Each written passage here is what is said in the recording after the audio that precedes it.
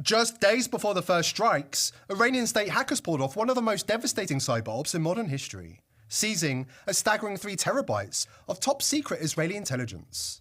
Not just military secrets, but compromat. Files detailing Israel's vast surveillance operations, including deep cover programs inside the United States. And within that trove, evidence of crimes, unspeakable crimes, implicating some of the most powerful people on Earth.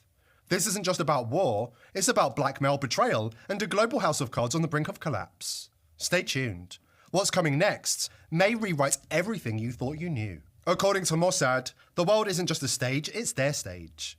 They cast themselves as the directors, producers, and lead actors in a global psyop, engineered to manipulate perception and advance their agenda. This isn't a theory. They admit to it themselves. It's right there in their official motto. Wage war through deception and trickery. We create a pretend world. We are a global production company. We write the screenplay. We're the directors. We're the producers. We're the main actors. The world is our stage. This is Mossad's old office. Its motto from Proverbs 24:6 says in so many words, wage war through deception and trickery. At the heart of Israel's global deception lies a sprawling web of espionage and blackmail, one that Jeffrey Epstein wasn't just connected to, but a key part of. His VIP network, his mansions wired with hidden cameras, his ties to intelligence agencies, all threads in a much larger operation built on surveillance and coercion. This week, Iranian state hackers accessed a portion of Mossad's classified intelligence files. Among the revelations, what they describe as Netanyahu's personal blackmail archive. Private footage of world leaders and politicians captured through hidden cameras in their homes, along with hacked phone and laptop data. Allegedly, this trove was used not just to control adversaries, but powerful figures both inside and outside of Israel. Such was the devastating nature of the compromat, Netanyahu knew there was no time to waste. This wasn't just a breach, it was an existential threat to Israel's global influence and the shadow networks it relies on. Within hours of the breach, war was declared. Under the cover of preemptive defense, Israeli warplanes launched coordinated strikes on key Iranian military and intelligence facilities. But the real targets weren't weapons, they were people. Senior operatives, data servers, hidden bunkers, anything and anyone who could possess or leak what Iran had uncovered. Why the urgency? Because if even a fraction of this compromat goes public, if the world sees the true scale of Israel's blackmail operations, their deep ties to Western institutions, their weaponization of paedophilia, and how far they've gone to stage manage geopolitics, the fallout will be catastrophic. This isn't about protecting national security, it's about preserving the illusion and ensuring the world never sees behind the curtain. Let me give you just a taste of the lengths they're willing to go to. First case study, Jeffrey Epstein. The official story says that he died in a New York jail cell, but those in the know aren't buying it, and neither should you.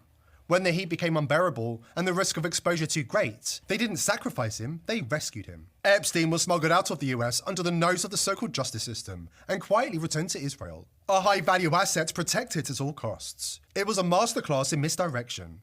Israel pulling the strings, making a mockery of US law and showing just how deep their influence runs. Second case study, 9/11. Yes, that 9/11. Stay with me, because the evidence we've uncovered doesn't just raise questions, it blows the official narrative wide open. Netanyahu first predicted the World Trade Center would be attacked in his 1995 manifesto, Fighting Terrorism, How Democracies Can Defeat Domestic and International Terrorists. As though that wasn't damning enough, there is a video in which Netanyahu chillingly explains the details of exactly what was going to happen on September the 11th, 2001. I said that the West really doesn't understand militant Islam. So I wrote a book in 1995, and I said that if the West doesn't wake up to the suicidal nature of militant Islam, the next thing you'll see is the militant Islam is bringing down the World Trade Center. Nations, democracies don't go to war easily, and they usually debate and argue before they do. Sometimes they have to be bombed into going to war.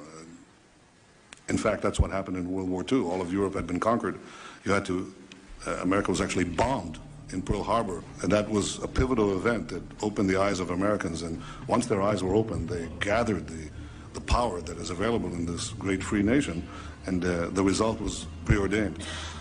I think in a similar way, the bombing of September 11th, the bombing of September 11th opened the eyes of Americans.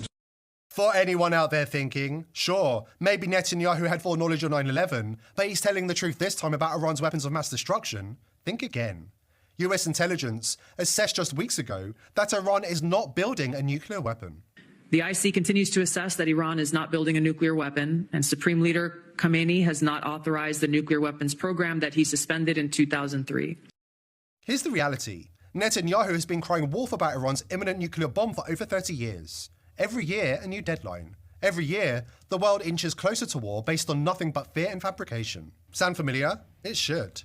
He used the exact same script with Saddam Hussein, feeding the Bush administration exaggerated claims about Iraqi WMDs to push for war. The result? No WMDs, just endless bloodshed, destabilization, and a legacy of lies. There is no question whatsoever that Saddam is seeking and is working and is advancing towards the development of nuclear weapons. No question whatsoever.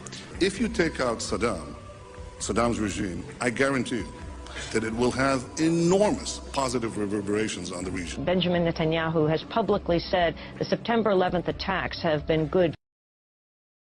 The truth is, Netanyahu didn't just know about 9/11 in advance, Israel was behind it. And for those willing to go down the rabbit hole, the evidence isn't just circumstantial, it's overwhelming.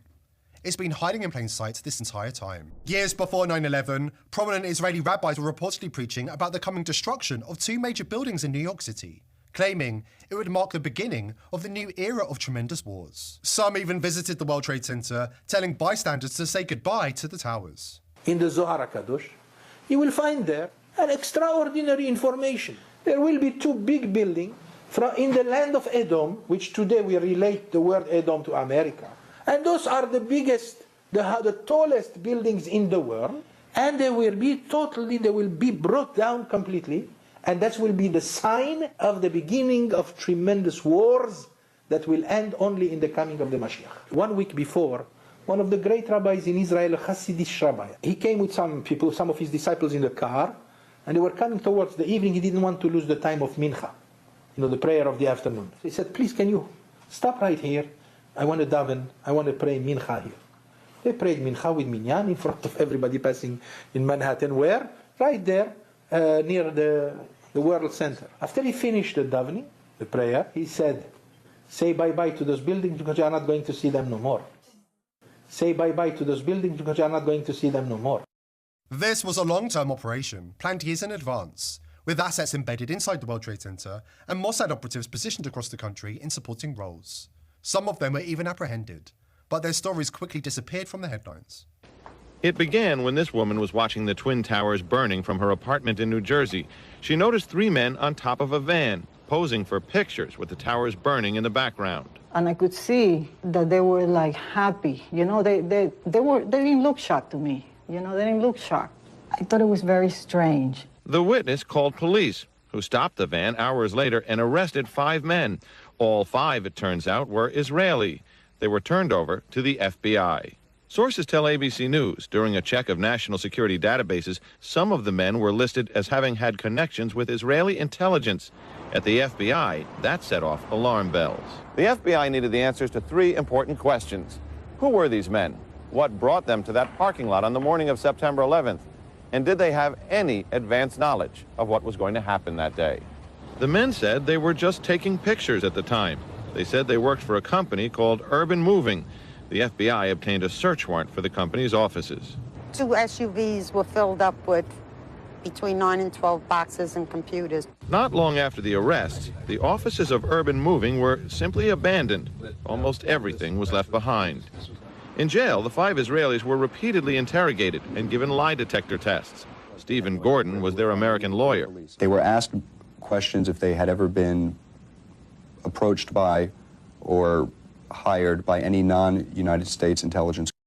The dancing Israelis were released after 10 weeks and returned to Israel, where they appeared on TV and admitted they had foreknowledge of 9/11 and were in New York to document the attacks.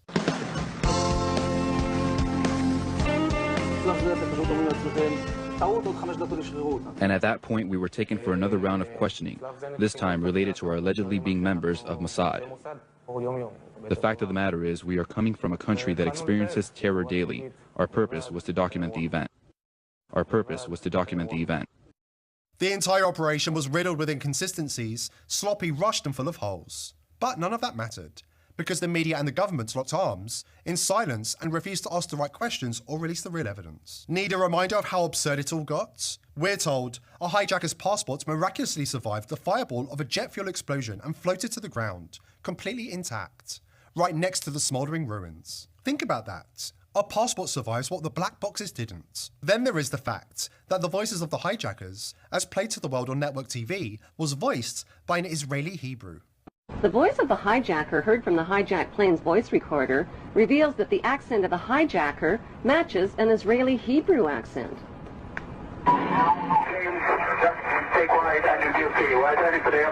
The next transmission comes seconds later.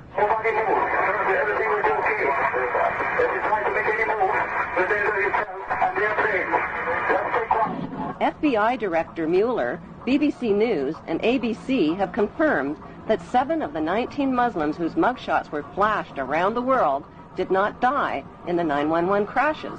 They are alive and well and are victims of identity theft. An 8th accused Muslim died 1 year before the 911 hijackings even occurred. Who stole their identities, and why isn't the FBI looking for them? If the hijackers really were Muslims, why would they steal the identities of fellow Muslims and implicate them? Wouldn't they be more likely to steal Israeli identities and put the blame on Israelis? If the hijackers were Israelis, wouldn't they be likely to steal the identities of Muslims and put the blame on Muslims? And never forget this overlooked piece of the puzzle. A group of so-called Israeli art students had unrestricted access to the 89th through 95th floors of the North Tower for 4 years leading up to 9/11. Not security personnel, not maintenance, just a rotating crew, some of whom have since been confirmed to be Mossad operatives with explosives expertise, with prime access to the floors that would later be obliterated. Look it up, it's all there. They called themselves E-Team and Gelatin. Yes, gelatin as in blasting gel. Coincidence? Or a silent warning hiding in plain sight? Behind the gentleman in the pink shirt, you're going to see 2 big bold numbers. It says BB18. Those are fuse holders. Now look at all 3 pictures and look at how many boxes of plastic fuse holders that can be used for remote control demolition.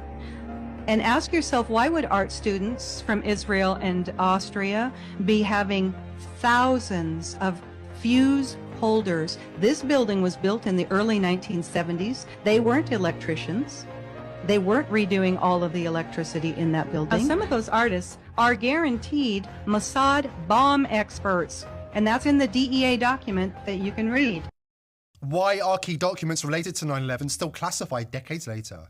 There's only one reason. Because the truth is more dangerous than the official story. They're not protecting national security, they're protecting themselves from us. From the fallout that would come if the public ever learned what really happened on that day. Why is it that 23 years after 9/11, files are still classified? Why is that? I had a friend die in 9/11, like probably a lot of people in this room. I was there, totally changed my life. Why can't I know what exactly happened? It's our government. No federal bureaucrat has the right to tell you that you can't know what your government is doing. Who owns this government? The federal bureaucrat who can't be fired? No, I don't think so. We do. If you wind up in a country with over 1 billion classified federal documents, you're living in an extremely corrupt country. Extremely corrupt. Everyone around the world knows that about the United States. We don't know it. We don't think we live in a corrupt country. We do. And we could fix it super easily. And that's just, let's just declassify it. Every 9/11 document should be declassified. Oh, shut up, conspiracy theorist. No. If you want to create conspiracy theories, pull down a curtain of secrecy over what actually happened. Why are you afraid to tell me the whole story? Why are you afraid to tell me the truth? We can resolve this right away. Just let me see the evidence. I have a right, I have a moral right to it. They have no moral right to keep it from us. So if I have one hope, secretly, for this administration, it's massive declassification. With secrets this dark and explosive, it's no surprise they'd rather plunge the world into World War III than let the truth come to light. We must continue to reject the lies relentlessly. The greatest act of resistance is exposing the truth.